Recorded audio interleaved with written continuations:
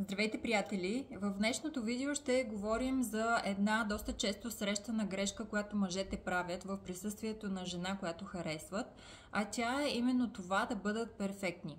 Опитвате се да бъдете перфектни, да кажете точното изречение в точното време, да разкажете най-интересната история, която да я заинтригува. Съответно, опитвате се да не бъдете твърде негативни, когато не одобрявате нещо, което тя казва.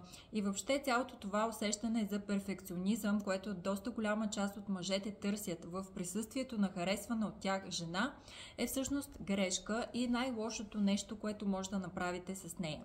Така че следващия път разберете, че най-важно е вашата енергия, именно енергията на увереност.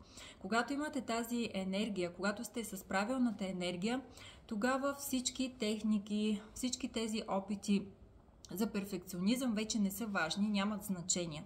С правилната енергия всичко се случва по естествен начин и вие не трябва да мислите какво да кажете, дали тя ще го хареса, как ще реагира и така нататък. Просто всичко ще се случва много естествено и това всъщност е най-високото ниво на увереност, което вие може да притежавате като мъж. Надявам се да намирате това видео за полезно. Ако това е така, споделете го и на вашата Facebook страница, за да достигне то до повече мъже.